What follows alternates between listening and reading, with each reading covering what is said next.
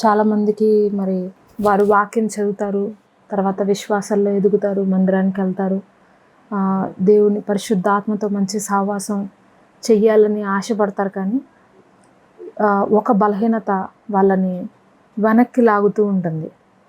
అదేంటంటే కొంతమందికి నిద్రమత్తు కావచ్చు, మరి కొంతమందికి త్రాగుబోతనం కావచ్చు, మరి కొంతమందికి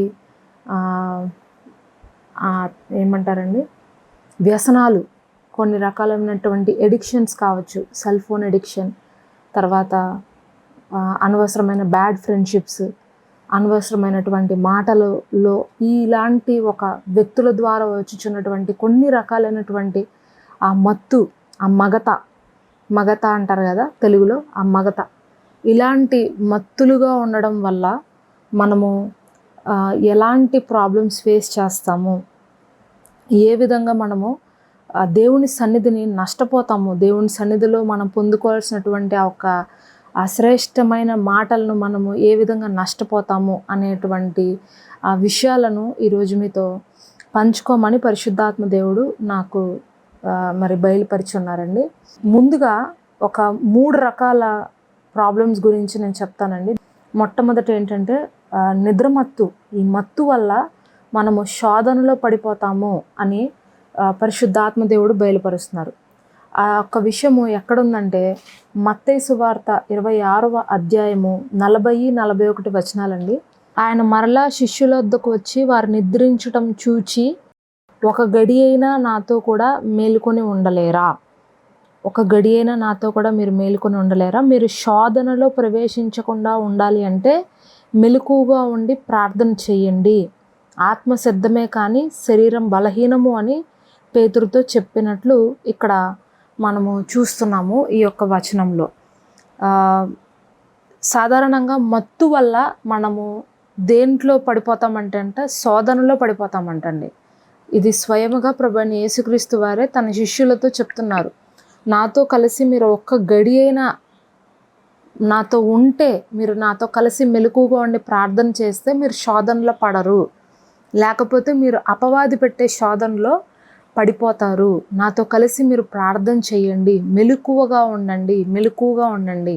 ఇది ప్రభువైన యేసుక్రీస్తు వారు సిలువకు వెళ్ళే ముందు ప్రజలందరికీ, కేవలం శిష్యులకి మాత్రమే కాదు, ప్రజలందరికీ చెప్పిన మాట, మెలకువగా ఉండి ప్రార్థన చేయండి. ఈ యొక్క అపవాది మనకు కలిగించేటువంటి ఒక మోసం ఏంటంటేనండి మత్తు. ఆ మత్తు మనల్ని దేవుని నుండి దూరం చేస్తుంది. ఆ మత్తు మనల్ని, ఆ మగత, ఒక రకమైనటువంటి వ్యసనము, ఒక రకమైనటువంటి బలహీనత ఏం చేస్తుందంటే మనల్ని శోధనలో పడిపోయేలాగా చేస్తుంది. ఆ శోధనలు ఎలాంటివంటే మిమ్మల్ని ఆర్థిక ఇబ్బందుల్లో పడవేస్తాయి, అనారోగ్యాలకు గురి చేస్తాయి, అనవసరమైనటువంటి భయాలు కలిగిస్తాయి. కొంతమందికి అనవసరమైనటువంటి భయము, ఎందుకు భయం కలుగుతుందో కూడా వాళ్ళకి తెలియదు, దేనికోసం భయపడుతున్నారో తెలియదు. అలాంటి కొన్ని భయాలు సడన్గా వస్తుంది అన్నమాట. ఇదంతా కూడా ఏంటంటే ఒక రకమైన ఈవిల్ అటాక్. ఇదంతా ఒక దురాత్మ ప్రభావము. సడన్గా భయము ఉన్నట్టుండి మనసులో ఒక ఆందోళన, గుండె దడదడ కొట్టుకున్నట్టు, మరి ఒళ్ళంతా చెమట పట్టేస్తున్నట్టు, ఆ అట్మాస్ఫియర్ అంతా కూడా ఏంటో భయంగా అయిపోతున్నట్లు. అక్కడ రీజన్ ఏమీ ఉండదు. అక్కడ అసలు భయం కలిగించేటువంటి సన్నివేశాలు కానీ సందర్భాలు కానీ మీ ముందు ఏం జరగవు.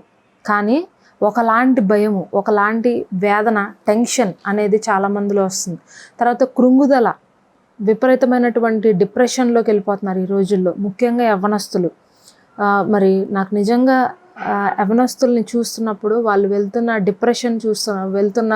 ఆ పరిస్థితుల గురించి ఆలోచిస్తున్నప్పుడు నాకు చాలా బాధ కలుగుతుంది. ఒక యవ్వనస్తుడు కనుక నిజంగా దేవుడి కోసం నిలబడితే, నిజంగా దేవుని యొక్క సిలువని మోస్తే, కాడిని ఎత్తుకుంటే, ఆ యవ్వనస్తురాల ద్వారా దేవుడు చేసేటువంటి కార్యాలు చాలా గొప్పవండి. అది ఇంకనూ ప్రపంచం చూడలేదు. అన్ని గొప్ప కార్యాలు యవ్వనస్తుల ద్వారా దేవుడు చేయించగలడు. కానీ అపవాది ఈ రోజుల్లో యవ్వనస్తులకు ఎలాంటి శోధన ఇస్తుందంటే కృంగుదలలోకి వెళ్ళిపోయేలాగా, నిరాశలోకి వెళ్ళిపోయేలాగా, ఆ నిరాశ ద్వారా, కృంగుదల ద్వారా చేతగాని వారుగా మార్చేస్తుంది. ఒక బలహీనమైన స్థితిలోనికి వారిని నడిపిస్తుంది.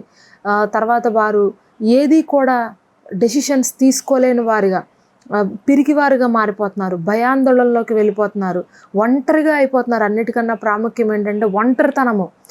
ఈ రోజుల్లో కొంతమంది యవనస్తులు నేను చూస్తుంటాను, ఎప్పుడు డోర్ వేసుకుని కూర్చుంటారు కొంతమంది యవనస్తులు. ఆ డోర్ వేసుకుని కూర్చుని ఎవరు ఇంటికి వచ్చినా కానీ వాళ్ళని కలవరు, ఎవరితోనూ ఫేస్ టు ఫేస్ వాళ్ళు మాట్లాడరు. మీ అమ్మాయి ఉంది కదండి, మీ అబ్బాయి ఉన్నాడు కదండి, మీకు ఒక అబ్బాయి ఉన్నాడని నేను విన్నాను, మీకు ఒక అమ్మాయి ఉందని విన్నాను, వాళ్ళు ఏరి అంటే తల్లిదండ్రులు చెప్పలేనటువంటి స్థితిలో ఉన్నారు ఈ రోజుల్లో. నా కుమార్తె ఉంది, నా కుమారుడు ఉన్నాడు, కానీ బయటికి రాడు అని చెప్తే వాళ్ళకి ఉన్న పేరు పోతుంది, వాళ్ళకున్న విలువ పోతుంది. అలాంటి స్థితిలో ఈరోజు ఎంతోమంది తల్లిదండ్రులు ఉన్నారు. ఎందుకు అంటే అపవాది వాళ్ళని ఒంటరితనంలోనికి తీసుకెళ్ళిపోతున్నాడు, ఎవరిని ఫేస్ చేయనప్పుడు.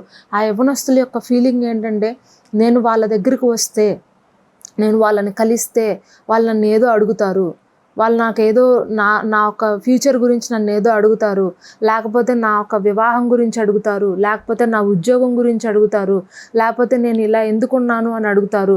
కాబట్టి అవన్నీ నేను సమాధానం చెప్పలేను. నా యొక్క సొంత విషయాలు ఎవరికి తెలియటం నాకు ఇష్టం లేదు, నా పర్సనల్ మ్యాటర్స్ ఎవరితో షేర్ చేసుకోవడం నాకు ఇష్టం లేదు, కాబట్టి నేను ఎవరిని కలవను, నేను ఎవరితో మాట్లాడను అని ఈ రోజుల్లో చాలామంది యవనస్తులండి వారి యొక్క విలువైన సమయాన్ని, వారి యొక్క మంచి వాల్యుబుల్ టైంని ఒంటరితనంగా గడుపుతూ, ఒంటరిగా ఉంటూ వారి యొక్క దేవుడు వారికి ఇచ్చినటువంటి దేహాన్ని, ఆ తలంపులను, ఆ తలాంతులను ప్రతిదీ వేస్ట్ చేసుకుంటున్నారు ఈ రోజుల్లో. ఇదంతటికి కారణం ఏంటంటే మత్తు, ఒకలాంటి మత్తు అనమాట, ఒకలాంటి బలహీనత. ప్రభు చెప్తున్నారు శిష్యులతో, శిష్యులారా మీరు మెలకువగా ఉండి ప్రార్థన చేయండి నాన్న, ప్రార్థన చెయ్యండి. మీరు ప్రార్థన చేస్తే, మీరు నాతో కలిసి మీరు ఉంటే, నాతో కలిసి మీరు జాగ్రత్తగా ఈ మాట వినాలి, నాతో కలిసి మీరు ప్రయాణం చేస్తే, నేను ఎక్కడికి వెళ్తే అక్కడ మీరు ఉంటే మీరు శోధనలో ప్రవేశించరు. మీరు మెలకువగా ఉండాలి. ఆత్మ సిద్ధంగా ఉంది, మీ ఆత్మ సిద్ధంగా ఉంది ఈరోజు, కానీ మీ శరీరం మాత్రం బలహీనంగా ఉంది. మీ శరీరం మాత్రము వద్దు అని చెప్తుంది మీతో. వద్దు, ప్రార్థన చెయ్యొద్దు, వద్దు, ఎవరితో మాట్లాడద్దు, వద్దు, ఎవరితోనూ కలవద్దు, ఎవరితోనూ నీ యొక్క విషయాలను చెప్పుకోవద్దు. ఈ విధంగా అపవాది మిమ్మల్ని శోధనలోకి గురి చేస్తుంది. ఎందుకంటే మీరు మత్తుగా ఉన్నారు. మీ యొక్క ఏమంటారు, మీ అంతరంగ పురుషుడు లోపల మీకు ఇచ్చినటువంటి ఆ మనస్సాక్షి ఏదైతే ఉందో అది మత్తులోకి వెళ్ళిపోయింది. మీకేం అర్థం కావట్లేదు. దీన్ని మత్తు అంటారండి. ఒకలాంటి ఫీలింగ్ అనమాట, డ్రౌజీనెస్గా ఉండడము, ఏమి అర్థం కానటువంటి స్థితి. సో ప్రభు ఏం చెప్తున్నారంటే, నువ్వు మెలకుగా ఉండి ప్రార్థన చెయ్యి, నీ శరీరం యొక్క మాట నువ్వు వినొద్దు, నీ శరీరం చెప్పే ఆలోచనలు నువ్వు చెయ్యొద్దు. ఆత్మ నీతో ఏం మాట్లాడుతున్నాడో, పరిశుద్ధాత్మ దేవుడు నీతో ఏం ప్రకటిస్తున్నాడో అదే నువ్వు విను, అదే నువ్వు చెయ్యి. అర్థమవుతుందండి? నిద్రమత్తు చింపి గుడ్డలు ధరించడానికి వీలుగా అయిపోతుందంట. అంటే ఈ మత్తులో ఉన్న వాళ్ళు ఏంటంటే, వాళ్ళు ఆ దుప్పటి ముసుగేసుకొని ఆ దుప్పటినే ఒక వస్త్రంలాగా కప్పుకొని వాళ్ళ జీవితం అలాగే ఉండిపోద్దండి. కొంతమంది మరి యవనస్తులు చెప్తున్నాను కదా, వాళ్ళు ఎప్పుడు దుప్పటి వేసుకుంటారు, ఎవరికి కనపడకుండా ఒక గదిలోకి పోతారు, గంటలు నిద్రపోతారు. ఏంటమ్మా ఏంటి ఎంతసేపు పడుకుంటున్నావు ఏంటమ్మా, టైం అవుతుంది, లే తల్లి, పొద్దున్నే లే అని ఎన్నిసార్లు లేపినా సరే లేవరు. 10 అయినా లేవరు, 11 అయినా లేవరు, 12 అయినా లేవరు. అర్ధరాత్రి ఎప్పుడో 4 గంటలకి 3 గంటలకి వాళ్ళ ఇష్టం అనమాట. వారి ఒక వేళ పాళ ఉండదన్నమాట. కొంతమంది యవనస్తులకి వారి ఇష్టం వచ్చిన టైంలో పడుకుంటారు, ఇష్టం వచ్చినప్పుడు లేస్తారు. ఉదయమా, మధ్యాహ్నమా, రాత్ర అనేది ఫీలింగ్ ఏం ఉండదు. ఇంకా వాళ్ళకి వేరే భేదం ఏం ఉండదు. వారు ఎప్పుడు నిద్రలేస్తే అప్పుడే ఉదయము, వారు ఎప్పుడు పడుకుంటే అప్పుడే రాత్రి, అలా ఉంటుంది వాళ్ళ లైఫ్. ఇది ఏంటంటే నిద్రమత్తు. మిమ్మల్ని నిద్రమత్తు ఏం చేస్తుందంటే చింపి గుడ్డలు ధరించడానికి మీకు అలాంటి పరిస్థితుల్లోనికి మిమ్మల్ని తీసుకెళ్ళిపోతుందంట.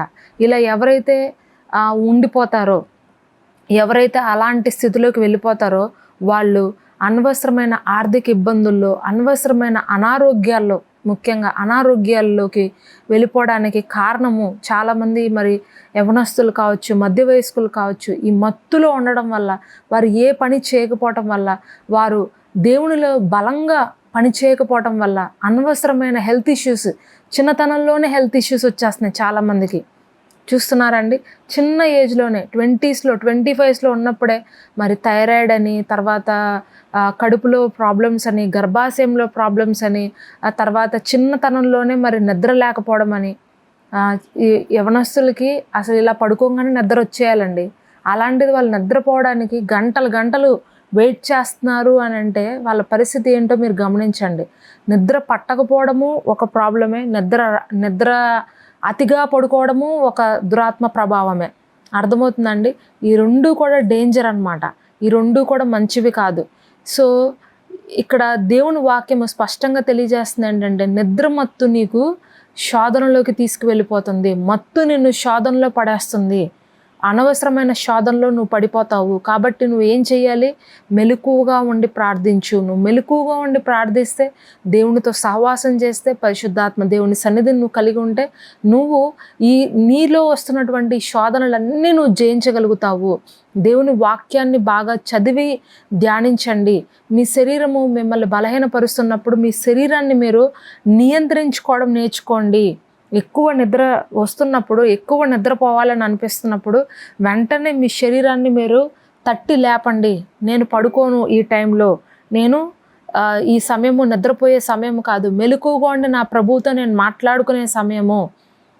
అర్థమవుతుందండి? అపవాది గర్జించే సింహం వల్ల ఎవరిని మృంగుదునా అని తిరుగుచున్నాడంట ఈ లోకంలో. ఎవరు బలహీనంగా ఉంటారో, ఎవరు మత్తులుగా ఉంటారో, ఎవరు ఇలాంటి శారీరకమైనటువంటి ప్రభావాల్లో, ప్రలోభాల్లో లోబడిపోయి ఉంటారో అలాంటి వాళ్ళని అపవాది పట్టుకోవడానికి ప్రయత్నిస్తున్నాడు ఈ రోజుల్లో, మృంగివేయడానికి ప్రయత్నిస్తున్నాడు. కాబట్టి బీ అలర్ట్. మీ శరీరాన్ని మీరు ఎప్పుడు కూడా తృప్తిపరచాలని చూడొద్దు. మీ శరీరాన్ని మీరు ఎప్పుడు కూడా పోషించాలని చూడొద్దు. శరీరం చెప్పిన మాట విన్నవాడు పరిశుద్ధాత్మ మాట వినలేడు. శరీరానికి లోబడిపోయిన వాడు దేవునికి లోబడలేడు. శరీరాన్ని సంతోషపెట్టాలనుకునేవారు దేవుణ్ణి ఎప్పటికీ సంతోషపెట్టలేరు. అర్థమవుతుందండి? ఎప్పుడు కూడా శరీరాన్ని సంతోషపెట్టద్దు. శరీరాన్ని ఎప్పుడు కూడా ఒక గాడిదలాగా చూడాలి. ఏ గాడిద ఇంకా చాలు తిన్నది ఆపేసే, అలా మిమ్మల్ని మీరే కంట్రోల్ చెయ్యండి. తినాలి అని ఎక్కువ అనిపిస్తుంటే ఒక భాగము మీ కడుపులో 4 భాగాలు ఉంటే 3 భాగాలే తినండి, ఒక భాగం వెల్తిగా వదిలేయండి. కడుపు నిండా తినేసి మత్తుగా పడిపోవడము కాకుండా కొంచెం వెలితిగా తినండి, అలర్ట్గా ఉండండి, యాక్టివ్గా ఉండండి. పరిశుద్ధాత్మ దేవుడు పిలుస్తున్నప్పుడు వినగలిగేటువంటి యాక్టివ్నెస్ మీలో ఉండాలండి. అర్ధరాత్రి పిలిచినా సరే మీరు లేగాలి. ఆత్మ ప్రేరేపణలకు మీరు లోబడాలి. ఆత్మను ఆర్పకండి అనే ఆత్మ ప్రేరేపణలకు మనము లోబడాలి. ఎప్పుడైతే మీరు ఆత్మ నిన్ను ప్రేరేపిస్తుంటే నువ్వు లోబడతావో, పరిశుద్ధాత్మ దేవుడు నీతో చెప్తాడు, నువ్వు లేచి ప్రార్థన చేయి అని అన్నప్పుడు నువ్వు లోబడాలి ఆత్మ ప్రేరేపణకు. ఇప్పుడు వెళ్ళి వాక్యం చదువు అని అంటే నువ్వు లోబడాలి ఆత్మ ప్రేరేపణకు. అర్థమవుతుందండి? మీరు ఎప్పుడైతే అలా లోబడడం నేర్చుకుంటారో అప్పుడు మీరు పరిశుద్ధాత్మతో సహవాసం చేయడము నేర్చుకుంటారు. పరిశుద్ధాత్మ మాటలు వినటానికి లోబడతారు. ఎప్పుడైతే మీరు మెలకువగా ఉండి ప్రార్థన చేస్తారో ప్రతి శోధన నుంచి దేవుడు మిమ్మల్ని విడిపిస్తాడు యేసునామంలో. హల్లెలూయా. మరి ఇంకొక రకమైనటువంటి ప్రాబ్లం ఏంటంటే, మత్తు మనల్ని దేవుని దర్శనం నుంచి విడిచిపెట్టేలాగా, మరొక మాట చెప్పాలంటే దేవుని దర్శనాన్ని మర్చిపోయేలాగా చేస్తుందంట మత్తు. యోనా గ్రంథం 1వ అధ్యాయము 6వ వచనం. ఓయి నిద్రపోతా, నీకేమి వచ్చింది? లేచి నీ దేవుణ్ణి ప్రార్థించు. మనము చావకుండా ఆ దేవుడు మన యందు కనికరము చూపుతాడేమో. హల్లెలూయా. చూడండి, ఇక్కడ 3వ వచనంలో రాయబడి ఉంది, ఆయన యెహోవా సన్నిధిలో నుండి తర్షీషు పట్టణానికి పారిపోవాలని యొప్పేకు పోయి తర్షీషుకు పోవు ఒక ఓడ చూసి అక్కడ ఎక్కాడంట. యెహోవా సన్నిధిలో నిలవక ఓడవారితో కూడా తర్షీషుకు పోవటానికి ఓడ ఎక్కాడంటండి.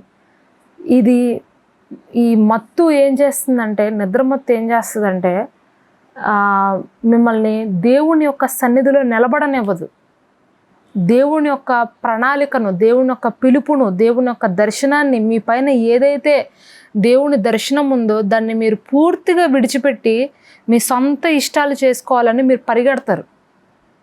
చాలామంది వారు దేవుని యొక్క చిత్తము ఒకటి ఉంటుంది వాళ్ళ లైఫ్లో, దేవుని యొక్క దర్శనం ఒకటి ఉంటుంది వాళ్ళ జీవితంలో. కానీ వాళ్ళు ఎలాగుంటారంటే, వారికి ఎక్కడ కంఫర్టబుల్ ఉంటుందో, వారికి ఎక్కడ బాగుంటుందో, వారు ఏ ప్రాంతంలో ఉంటే, లేకపోతే ఏ వ్యక్తుల మధ్యలో ఉంటే, ఎక్కడ ఉంటే వాళ్ళకి బాగుంటుంది అని అనిపిస్తుందో ఆ ప్రాంతంలో ఉండిపోవడానికి వాళ్ళు చాలా ఇష్టపడతారండి. అంతేకాని నా పైన దేవుని దర్శనం ఇది, నా పైన దేవుని ప్రణాళిక ఇది అని వాళ్ళు తెలిసినా సరే దానిని విడిచిపెట్టి మత్తులుగా ఉంటారండి ఎప్పుడు కూడా. కేవలం నిద్రపోతూ ఉంటారు అని అనేది కాదండి దాని అర్థము. వాళ్ళు ఎలా ఉంటుందంటే వాళ్ళ ఫీలింగ్, వారు ఆ యొక్క శరీరము మేబీ యాక్టివ్గా ఉంటుందేమో కానీ లోపల అంతరంగ పురుషుడు మాత్రము మౌనంగా ఉంటాడు, నిద్రావస్థలో ఉంటుందన్నమాట. ఏమీ లోపల చలనం ఉండదు వాళ్ళకి. ఎందుకంటే అంతరంగ పురుషుడు మనస్సాక్షి మాట్లాడుతున్నప్పుడు లోపల నుంచి, నా కుమారుడా నీ చిత్తం ఇది కాదు, నీ యొక్క దర్శనం ఇది కాదు, నువ్వు ఉండాల్సిన ప్లేస్ ఇది కాదు అని చెప్తున్నప్పుడు ఆ వ్యక్తి అంతరంగ పురుషుడు మాట వినకుండా, పరిశుద్ధాత్మ దేవుని యొక్క ప్రలోభాలకు లోపడకుండా తన సొంత ఇష్టం చేసుకోవడానికి తనకు నచ్చిన ప్రాంతాలకి పరిగెడతా ఉంటాడు. యోనా కూడా అదే చేశాడు. యెహోవా సన్నిధిలో నిలవకుండా తన యొక్క ప్రయాణాన్ని, తన యొక్క పిలుపుని, తన దర్శనాన్ని పక్కకు తిప్పేశాడు. కనుక ప్రియమైన సోదరుడా, ప్రభు ఈరోజు మీతో మాట్లాడుతున్నారు ఏంటంటే, మత్తులుగా ఉండకండి. మీరు మత్తులుగా ఉన్నట్టయితే దేవుని దర్శనాన్ని కూడా మీరు విడిచిపెట్టేస్తారు. మీ జీవితంలో నేను ఏం మాట్లాడుతున్నానో అనేది మీకు అర్థం కాదు. చాలామంది నాతో చెప్తారు ఏంటంటే, నేను స్వరం వినలేకపోతున్నానండి, నేను దేవుని చిత్తం ఏంటో తెలుసుకోలేకపోతున్నానండి, నేను మరి దేవుని యొక్క మాట గుర్తించలేకపోతున్నానండి అని నాతో చెప్తారు. ఎందుకు మీరు గుర్తించలేకపోతున్నారు అంటే రీజన్ ఒకటేనండి. ఒకవేళ ప్రభు మీతో కనుక మాట్లాడితే, పరిశుద్ధాత్మ దేవుడు దాని గురించి మీతో డిస్కస్ చేస్తే మీరు ఫస్ట్ ఆఫ్ ఆల్ దానికి వినరు. రెండవది ఏంటంటే దానికి లోబడే మనస్సు మీలో ఇంకా ఆ ప్రిపరేషన్ మీలో రాలేదు. అందువల్లనే మీరు దేవుని యొక్క దర్శనాన్ని విడిచిపెట్టి వెనక్కి వెళ్తున్నారు. సో ఇదేంటంటే మంచి సైన్ కాదు, ఇది మంచి సైన్ కాదు. ప్రభు ఏం మాట్లాడుతున్నారంటే, మీరు మెలకువగా ఉండి ప్రార్థించండి. అక్కడ వాళ్ళు చెప్తున్నారు, ఓడలో ఉన్నటువంటి అవిశ్వాసులు యోనాతో మాట్లాడుతున్నారు, ఓయి నిద్రపోతా, నీకు ఏమి వచ్చింది, లేచి నీ దేవునికి ప్రార్థించు, ఒకవేళ దేవుడు మన యందు కనికరిస్తాడేమో. ఆ ఒక అవిశ్వాసికి ఉన్న ఆ ఒక భయము, ఆ భక్తి కూడా ఒక ప్రవక్త, మరి దేవుని సన్నిధిలో నిత్యము ఉండేటువంటి ఒక ప్రవక్తకు ఆ భయం లేదు, ఆ భక్తి లేదు, ఆ గౌరవం లేదు. అర్థమవుతుందండి? ఆయన దేవుని యొక్క సన్నిధిలో నిలవబడకుండా వెనక్కి తిరిగి వెళ్ళి హాయిగా ఓడలో కిందకి వెళ్ళి పడుకుంటున్నాడంట, మత్తుగా పడుకున్నాడంట, గాఢ నిద్రలోకి వెళ్ళిపోయాడంట. ఈరోజు మరి చాలామంది కూడా గాఢ నిద్రలో ఉంటున్నారండి. ఎంతోమంది వారికి దేవుని యొక్క వాక్యము వింటారు కానీ వాళ్ళకి ఏమీ కూడా పట్టనట్టు ఉంటారు. దేవుని వాక్యము వారి జీవితాల్లో వినిపిస్తున్నా సరే దాని గురించి ఏమీ అర్థం కానట్టుగానే ఉంటుంది వాళ్ళ లైఫ్. వాక్యం చాలామంది చదువుకుంటారు, బైబిల్ తీసి చదువుతారు, ఒక్క మాట కూడా నీతో దేవుడు ఏం మాట్లాడుతున్నాడు అని అంటే చెప్పలేరండి చాలామంది. ఎందుకంటే మత్తులో ఉంటారు, వాళ్ళకి మనస్సాక్షి పనిచేయట్లేదు.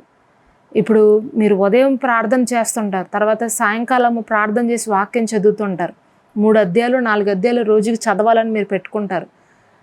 మరి చదువుతున్నప్పుడు ప్రభు మీతో ఏం మాట్లాడుతున్నారు? ఇలా మీరు మీటింగ్స్లో వాక్యం వింటున్నారు, తర్వాత యూట్యూబ్లో మీరు వాక్యం వింటున్నారు, చర్చికి వెళ్ళి లైవ్లో మీరు వాక్యం వింటున్నారు. మీతో ప్రభు ఏం మాట్లాడుతున్నారు? దాన్ని మీరు గ్రహించగలుగుతున్నారా? దాన్ని మీరు పట్టుకుంటున్నారా? ఒక వాక్యం మీ దగ్గరికి వస్తున్నప్పుడు నువ్వు మెలకువగా ఉంటే, నువ్వు ఆత్మలో మెలకువగా ఉంటే, నువ్వు ఆత్మలో చురుగ్గా ఉంటే వెంటనే ఈ వాక్యం నా కోసమే, నేనే దీన్ని తెలుసుకోవాలి, నేను దీన్ని దిద్దుకోవాలి, నన్ను నేను పరీక్షించుకోవాలి అనే ఆ ఒక ఆలోచన, ఆ గ్రహింపుతో నువ్వు ఉంటావు. నీ మనస్సాక్షి ఎప్పుడు కూడా ఎట్లా ఉండాలంటే చాలా సున్నితంగా ఉండాలి, చాలా మెలకువగా అలర్ట్గా ఉండాలి. ఒక్క మాట కూడా నీ నుంచి తప్పిపోకుండా అంత జాగ్రత్తగా దేవుని వాక్యాన్ని నువ్వు వినాలి. అప్పుడే నువ్వు ఫలిస్తావు దేవుని యొక్క మాటలో. హల్లెలూయా. ఒక ఒక సహోదరి ఉందండి. ఆ సహోదరి అంట దేవుని వాక్యము వింటుంది. చర్చికి వెళ్ళి వింటున్నప్పుడు వాళ్ళ దైవజనులు ఆమెతో చెప్పారు, ఇదిగో ఓ విశ్వాసి, నువ్వు వాక్యం వింటున్నావు, కానీ నీ నోరు జాగ్రత్తగా నీకు లేదు, నీ నోరు బాలేదు, నీ నోరు సరిగ్గా లేదు, నువ్వు ఎలా పడితే అలా మాట్లాడకూడదు, నీ నోటితో నువ్వు వాక్యాన్ని చదువుకుంటున్నావు, నీ నోటితో నువ్వు వాక్యాన్ని ఒప్పుకుంటున్నావు కదా, మళ్ళీ అదే నోటితో బూతులు, అబద్ధాలు, తర్వాత ఇతరుల్ని గాయపరిచే మాటలు నువ్వు ఎలా మాట్లాడగలుగుతావు? కాబట్టి నువ్వు మాట్లాడకూడదు. నీ నోటిని పూర్తిగా దేవునికి అప్పగించు. అప్పుడు నువ్వు నీ నోటితో ఏది చెప్పినా కూడా అది ఆశీర్వాదకరంగా ఫలిస్తుంది అని ఆ దైవజనుడు ఆ రోజు సువార్తను ప్రకటించారంట, వాక్యాన్ని ప్రకటించారు సండే చర్చిలో. అయితే ఆ సహోదరు విని ఇంటికి వెళ్ళిన తర్వాత తన కుమారుడు అల్లరి చేస్తున్నాడు, చిన్నపిల్లాడు, ఒక 5-6 సంవత్సరాలు ఉంటాయి ఆ కుమారుడికి. అల్లరి చేస్తుంటే ఆ కుమారుడిని ఏ గాడిద, ఏ దున్నపోత అని చెప్పి ఇలా రకరకాల జంతువుల పేర్లు పెట్టి వాడిని కించపరుస్తుంది. ఇలా ఎందుకు చేస్తున్నారా, అలా ఎందుకు చేస్తున్నారా అని చెప్పి వాడిని కించపరిచినట్టుగా మాట్లాడింది ఆవిడ కోపంలో. అన్న తర్వాత వెంటనే ఆవిడలో ఉన్నటువంటి ఆ అంతరంగ పురుషుడు పరిశుద్ధాత్మ దేవుడు ఆమెని అలర్ట్ చేశాడంట. ఎందుకు నువ్వు ఇలా మాట్లాడుతున్నావు? నువ్వు వాక్యం విన్నావు కదా సండే చర్చిలో, నువ్వు వాక్యం విన్న దానివి, మరి నువ్వు దాన్ని ఎందుకు పాటించట్లేదు? నువ్వు ఇలా అనడం తప్పు అని చెప్పి ఆమెలో ఉన్నటువంటి పరిశుద్ధాత్మ దేవుడు ఆమెకు చెప్పిన వెంటనే ఇక ఆమె బోరుని ఆడవడం స్టార్ట్ చేసింది. అయ్యో నేను తప్పు చేసేసాను, అయ్యో ఇప్పుడు నేను పాపినైపోయాను, నేను దేవుని యొక్క వాక్యము నా నోటితో ప్రకటిస్తూ మళ్ళీ అదే నోటితో నేను తప్పుగా మాట్లాడుతున్నానే అని చెప్పి చాలా లోపల మదన పడిపోతుందంట. అయితే 2 రోజుల తర్వాత ఆమె ఊరిలో మీటింగులు పెట్టాలి, సువార్త సభలు పెట్టాలని వాళ్ళ చర్చి పాస్టర్ గారు వచ్చారు. వచ్చినప్పుడు ఆ ఆయన ఊరు లోపలికి కూడా ప్రవేశించలా. ఈ సహోదరికి తెలిసింది పాస్టర్ గారు వస్తున్నారని. తెలిసి గబగబా ఉన్న పలాన్ని ఎక్కడ పనులన్నీ అక్కడ పడేసి పరిగెత్తుకుంటూ పాస్టర్ గారి దగ్గరికి వెళ్ళిపోయి పాస్టర్ గారి పాదాల మీద పడిపోయి, అయ్యా నేను పాపినయ్యా, నేను పాపం చేశానయ్యా అని చెప్పి బోరుని ఏడుస్తుందంట. ఏమైందమ్మా, ఏం పాపం చేసావమ్మా, చెప్పమ్మా అంటే కొంతసేపటికి ఆవిడ చెప్పడం మొదలుపెట్టింది.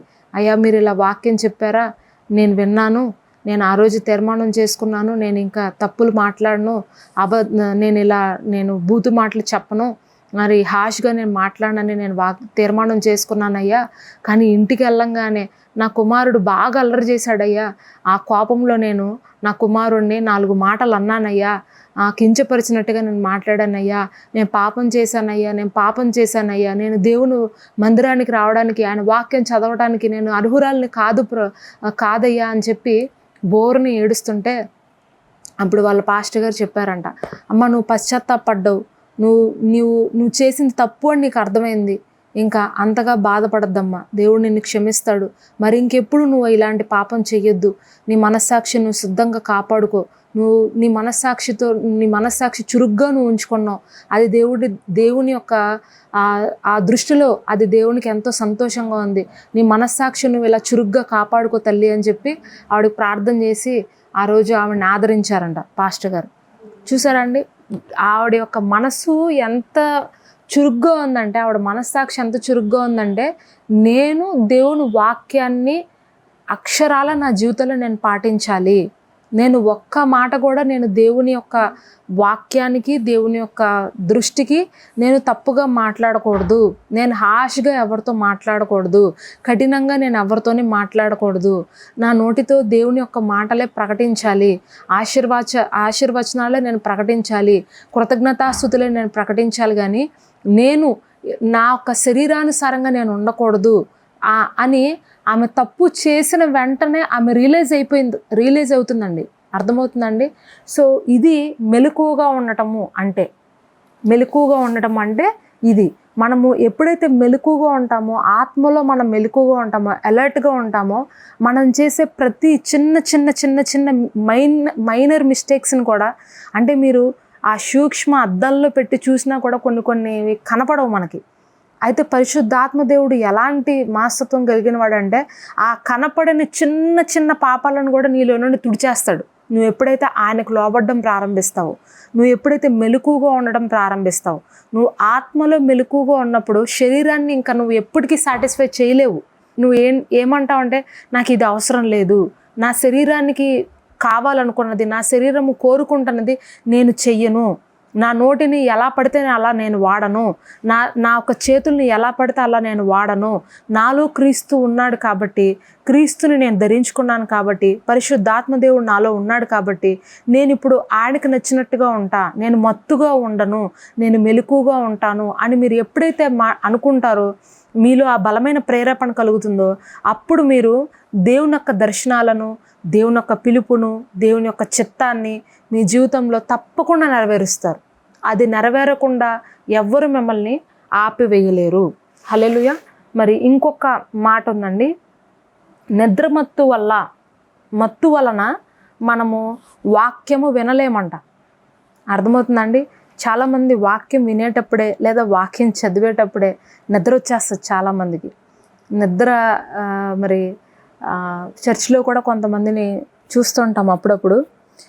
వాక్యము ప్రకటిస్తున్నప్పుడు వాళ్ళకి మంచిగా నిద్ర వస్తుంది, ఇంట్లో వాక్యం చదువుతున్నప్పుడు కూడా మంచిగా నిద్రపోతారు. తర్వాత వాక్యం వినేటప్పుడు ఎప్పుడు రాని నిద్ర అప్పుడే వస్తుంది చాలామందికి. వాక్యము కనుక మనం వినకపోతే, వాక్యము మరి ప్రకటిస్తున్నప్పుడు కానీ, వాక్యం చదువుతున్నప్పుడు కానీ ఆ వాక్యము నీలోకి వెళ్ళకపోతే, నువ్వు కనుక మత్తులోకి వెళ్ళిపోతే చాలా ప్రమాదాలు మనము ఎదుర్కోవాల్సి వస్తుందండి. ఎప్పుడు కూడా వాక్యం చదివేటప్పుడు, వాక్యం వినేటప్పుడు మనము చాలా యాక్టివ్గా వినాలి, చాలా మెలకుగా ఉండాలి. ఐతుకు అనే ఒక యవనస్తుడు కిటికీలో కూర్చుని గాఢ నిద్రపోతున్నాడు అంటండి. పౌలు చాలాసేపు ప్రసంగిస్తున్నప్పుడు అలా కిటికీలో కూర్చుని నిద్ర భారంతో ఊగి ఊగి ఊగి ఊగి మొత్తానికి 3వ అంతస్తులో నుండి కింద పడి చచ్చిపోయాడంట అతను. అర్థమవుతుందండి? మనము చాలాసార్లు వాక్యము ప్రకటిస్తున్నప్పుడు అపవాది ఏం చేస్తాడంటే, మనల్ని వాక్యం విననివ్వడు, వాక్యం చదవనివ్వడు. ఎందుకు మనల్ని వాక్యం విననివ్వడు, చదవనివ్వడు అంటే, ఆ వాక్యం కనుక నువ్వు వింటే, ఆ వాక్యం కనుక నువ్వు చదివితే తప్పకుండా నువ్వు ఆత్మలో బలపడతావు అని వాడికి తెలుసు. తప్పకుండా నువ్వు దేవుడితో సహవాసం చేస్తావు అన్న విషయము వాడికి తెలుసు. అందుకనే నీకు గాఢ నిద్ర కలిగించేస్తాడు. గాఢ నిద్ర కలిగించి అసలు ఎప్పుడు రాని భారము నీ కన్నుల మీద అప్పుడు పడుతుంది వాక్యం చదివేటప్పుడు. ఇట్లాంటి సమయాల్లో మనం ఏం చేయాలంటే, వాక్యము చదవలేకపోతున్నాం, వినలేకపోతున్నాం అంటే వెంటనే మీరు ఇంట్లో కనుక చదువుతూ ఉంటే లేచి నిలవబడి అటు ఇటు తిరుగుతూ కనీసం వాక్యం చదవండి. కూర్చుని చదివితే నిద్ర వస్తుంటే లేచి అటు ఇటు తిరుగుతూ స్లోగా వాక్ చేస్తూ వాక్యాన్ని చదవండి. మోకాళ్ళ మీద ఉండి, వీలైతే బలమైన వారైతే కనుక, మీరు ఆరోగ్యవంతులైతే కనుక మోకాళ్ళ మీద ఉండి వాక్యం చదవండి. చర్చిలో కూడా ఫ్యాన్ల కింద కూర్చోకుండా, గోడ కానుకుని కూర్చోకుండా, ఏ సపోర్ట్ లేకుండా ఉన్న చోట కూర్చోండి. చర్చిల్లో కూడా మీకు నిద్ర వచ్చేస్తుంది వినలేకపోతున్నానంటే ఉపవాసంతో వెళ్ళండి. ఏం తినకుండా వీలైతే వెళ్ళండి చర్చికి. ఒక కాఫీయో టీయో ఏదో ఒకటి తాగే మార్నింగ్ పూట, టిఫిన్స్ ఏం తినకుండా చర్చికి వెళ్ళండి. మీరు ఒకటి డిసైడ్ అవ్వండి ఏంటంటే, నేను వాక్యము వినాల్సిందే ఈరోజు, నేను ఖచ్చితంగా వాక్యం వింటాను, నేను వాక్యం చదువుకుంటాను.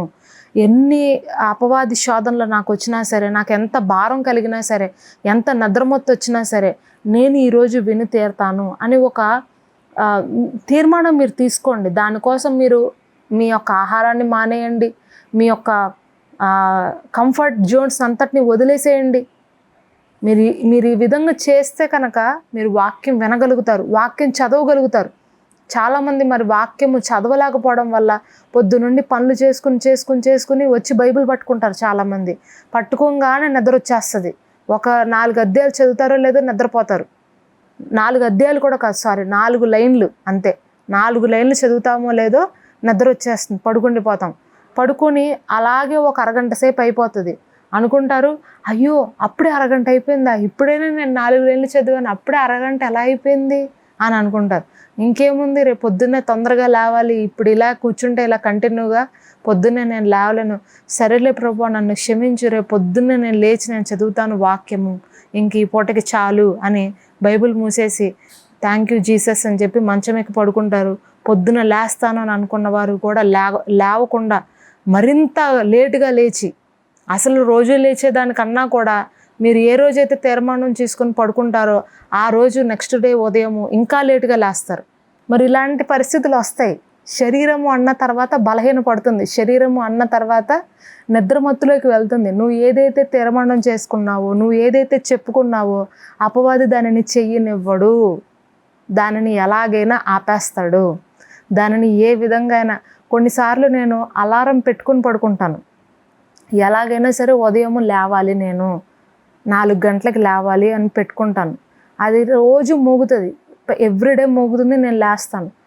నాకు ఇంపార్టెంట్గా ఒకరోజు ఖచ్చితంగా నేను లేవాలనుకుంటాను. ఆ రోజు మరి అది ఎలా ఆఫ్ అయిపోతుందో నాకు తెలియదండి. మరి మా పిల్లలు ఆపేస్తారో తెలియదు, లేకపోతే దాంట్లో మరి ఏదన్నా ప్రాబ్లం అవుతుందో ఫోన్లో నాకు తెలియదు. కానీ నేను లేవాలి అనుకున్న రోజు మాత్రం నేను లేవలేకపోతుంటాను.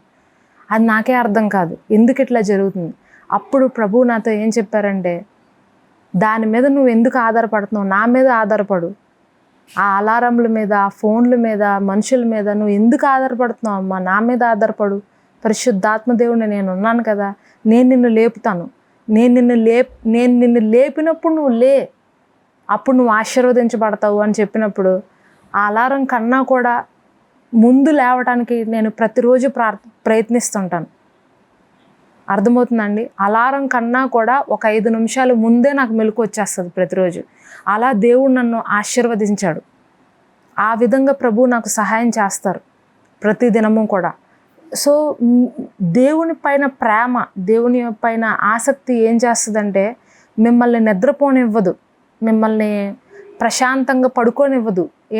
ఎంతసేపు మీలో ఒక అలర్ట్ ఏం చెప్తుందంటే, లేచెల్లి ప్రార్థన చేసుకో, టైం అయిపోతుంది, దేవుని వాక్యం చదువుకో, దేవుని యొక్క మాటలు ప్రకటించు. కొన్నిసార్లు దేవుని వాక్యం ప్రకటించే ఏమంటారు, ఈ వాక్యాలు ప్రకటించడానికి కూడా నాకు కొన్నిసార్లు నా శరీరం సహకరించదు, నాకు మనసు రాదు. కొన్నిసార్లు మా ఇంట్లో పరిస్థితులు నేను చెప్తున్నట్లుగా అన్ని సిచ్యువేషన్స్ నాకు అనుకూలంగా ఉండవు.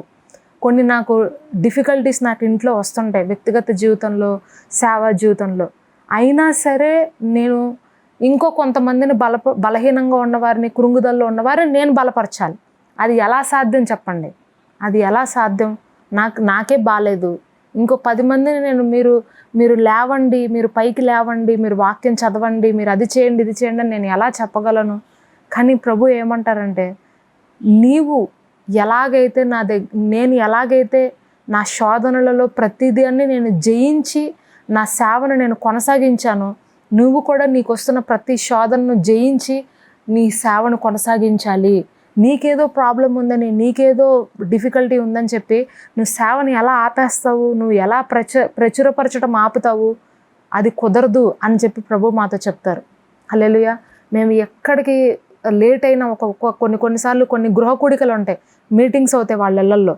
వాళ్ళ ఇంటికి వెళ్ళి మళ్ళీ మేము వెంటనే గూగుల్ మీట్ స్టార్ట్ చేస్తామండి. ఏ రోజు కూడా గృహ కూడిక ఉందని, లేకపోతే చర్చ్లో మీటింగ్స్ ఉన్నాయని అక్కడికి వెళ్ళొచ్చాం కదా, అలసిపోయాము, ఇంక ఇంటికి వచ్చాక మళ్ళీ గూగుల్ మీట్ చేయాలా అని ఏ రోజు అనుకోము. గూగుల్ మీటే, లైవే, గృహ కూడికలే, చర్చ్లో ప్రోగ్రామ్సే, పిల్లలకి ఏదైనా చేయాలంటే. అంతేకాని దాన్ని ఎప్పుడు కూడా వేరు చెయ్యం మేము. దేవునికి ఇవ్వాల్సిన సమయం ఇవ్వాల్సిందే, చేస్తాను అంటే చెయ్యాల్సిందే, ఉంటాను అంటే ఉండాల్సిందే, అంతే. అలాంటి ఒక తీర్మానం మనం తీసుకున్నప్పుడు ఖచ్చితంగా సక్సెస్ అవుతాం, ఖచ్చితంగా దేవుడు మనల్ని వాడుకుంటాడు. లేకపోతే కనుక మనము ఆత్మీయ స్థితిలో చచ్చిన వారం అయిపోతాం. ఐనోకు చనిపోయాడంట కింద పడి, గాఢ నిద్రలోకి వెళ్ళి. సో మనము అలా మత్తులుగా ఉండకూడదు, మనము ఆత్మని ఆర్పకూడదు, ప్రవచనాలను నిర్లక్ష్యం చేయకూడదు. ఇప్పుడు నేను ప్రకటించేది అంతా కూడా ప్రవచనము. అర్థమవుతుందండి? ప్రవచనం అంటే నువ్వు ఇలా అయిపోతావు, అలా అయిపోతావు, అదొకటే కాదు. ప్రవచనం అంటే దేవుని యొక్క మాట ఏంటి చెబుతుంది అని చెప్పటం కూడా ప్రవచనమే. సో ఈ ప్రవచనాన్ని నువ్వు నిర్లక్ష్యం చేయకూడదు. ఇది నీ కోసం చెప్పబడుతుంది కాబట్టి నువ్వు దాన్ని సరిదిద్దుకోవాలి. నువ్వు దాంట్లో ఏవైతే నీలో లేవో దాన్ని నువ్వు తీసివేసి దాన్ని నువ్వు సరి చేసుకుని దేవుని కోసం నిలబడితే నువ్వు ఆశీర్వదించబడతావు. హల్లెలూయా. మరి ఒక్క మాట అండి, పడుకునే వాళ్ళు రాత్రి పూట పడుకుంటారు, మత్తుగా ఉండే వాళ్ళు రాత్రి వేళ మత్తుగా ఉంటారు. కానీ మనము పగటివారమై ఉన్నాము. మనం మత్తుగా ఉండకూడదు. మనము విశ్వాస ప్రేమలను కవచముగా ధరించుకోవాలంట. రక్షణ నిరీక్షణను శిరస్త్రాణంగా ధరించుకోవాలంట. దేవుడు మనల్ని రక్షణ పొందటానికే పిలిచాడు, కానీ ఉగ్రతల పాలవటానికి, ఆయన కోపాగ్నికి, లేకపోతే ఆయన తీర్పు దినంలో నిలబడడానికి దేవుడు మనల్ని పిలవలేదు. కానీ రక్షణ పొందటానికి, మనము దేవుని యొక్క రక్షణలో కంటిన్యూ అవ్వటానికి దేవుడు మనల్ని పిలిచాడు. విశ్వాసమును ప్రేమను నువ్వు కవచంగా ధరించుకోవాలి. రక్షణ నిరీక్షణ నువ్వు శిరస్త్రాణంగా ఉంచుకోవాలి. హెల్మెట్లా పెట్టుకోవాలి. దాన్ని నువ్వు విడిచిపెట్టకూడదు. నువ్వు మత్తులుగా ఉండకుండా పగటివారిగా ఉండండి, అంటే మెలకువ కలిగి ఉండాలి అనేది ఈరోజు పరిశుద్ధాత్మ దేవుని యొక్క ముఖ్య ఉద్దేశము. మనం అంత్య దినాల్లో ఉన్నాము. దేవుని యొక్క రాకడ అతి సమీపంగా ఉంది. కాబట్టి సమయాన్ని పోనీయక మనం సద్వినియోగం చేసుకుంటూ ఈ లోకంలో వస్తున్నటువంటి ఈ యొక్క శోధనలను, పోరాటాలను మనం జయిస్తూ బలహీనం కాకుండా ధైర్యం కలిగిన వారమే ముందుకి సాగిపోవాలి. హల్లెలూయా. సమయము వీలైనంత మటుకు మీకు ఎంత సమయం దొరికితే అంత సమయము అనవసరమైన మాటలతో, అనవసరమైన పనుల్లో వెళ్ళిపోయి, నిద్రలోకి వెళ్ళిపోయి మీ సమయాన్ని దయచేసి వృధా చేయొద్దు. సమయం చాలా తక్కువగా ఉంది. వీలైనంత మట్టుకు దేవునితో సావాసం చేయండి. మీరు మీ ఉద్యోగం చేసుకోండి, మీ ఇంట్లో పనులు చేసుకోండి, మీ పిల్లలకి ఇవ్వాల్సిన సమయం ఇవ్వండి, వాళ్ళ యోగక్షేమాలు మీరు చూడండి, మీ వ్యక్తిగత అవసరతలు కావాల్సినవన్నీ మీరు చూసుకోండి. మీరు అన్నీ చెయ్యండి. కానీ మీ యొక్క సమయము దేవుడు మీకు ఏదైతే ఇచ్చాడో ఆ రక్షణను మీరు కాపాడుకోవాలి. దానికోసం మీరు కొంత సమయాన్ని ఇన్వెస్ట్ చేయాలి, పెట్టుబడి పెట్టాలి. మీరు తీయాలి దాన్ని బయటికి, సమయాన్ని బయటికి తీసి ఉదయం కాసేపు, మధ్యాహ్నం కాసేపు, రాత్రి కాసేపు దేవునితో సమయం గడపండి. రోజుకు 3 సార్లు మీరు వీలైనంత మట్టుకు దేవునితో గడపండి. వాక్యం చదవండి. 5 నుంచి 10 అధ్యాయాలు ప్రతిరోజు చదువుకుంటాను అని మీరు ఒక తీర్మానం చేసుకొని దానికోసం మీరు కష్టపడండి. దేవుని వాక్యం మీరు ఎంత చదివితే అంతగా దేవుడు మీతో మాట్లాడతాడు, అంతగా మిమ్మల్ని దేవుడు బలపరుస్తారు. మనుషుల ద్వారా వస్తున్నటువంటి శోధనల నుంచి మిమ్మల్ని తప్పిస్తాడు. మీ పిల్లలు సరవుతారు, మీరు సరవుతారు, మీ యొక్క ఉద్యోగంలో ఉన్న పరిస్థితులన్నీ సరవుతాయి. మీరు మత్తులుగా ఉండకుండా మెలకువగా ఉండి ప్రార్థించినట్లయితే ప్రభు మీరు చేసే ప్రతి పనిలో, ప్రతి కార్యక్రమంలో మీకు విజయాన్ని ఇచ్చి మీకు అనేక స్థలాల్లో, మిమ్మల్ని ఉన్నత స్థలాల్లో ప్రభు వారు నించోపడతారు. అటువంటి కృప, ఆశీర్వాదము ఈ రాత్రి మనందరికీ కలుగునుగాక. మరి ఈ సమయంలో మనం ప్రార్థన చేసుకుందాము.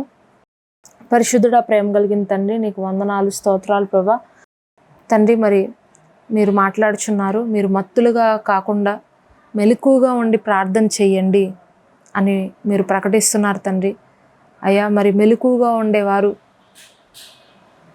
శోధనలో పడరు అని నువ్వు చెప్తున్నావు. మెలకువగా ఉండేవారు వాక్యం వింటారు, వాక్యం చదువుతారు అని నువ్వు చెప్తున్నావు తండ్రి. మెలకువ కలిగి ఉండేవారు దేవుని దర్శనాలను చూస్తారు, దేవుని యొక్క చిత్తాన్ని చేస్తారు అని నువ్వు మాట్లాడుతున్నావు ప్రభా.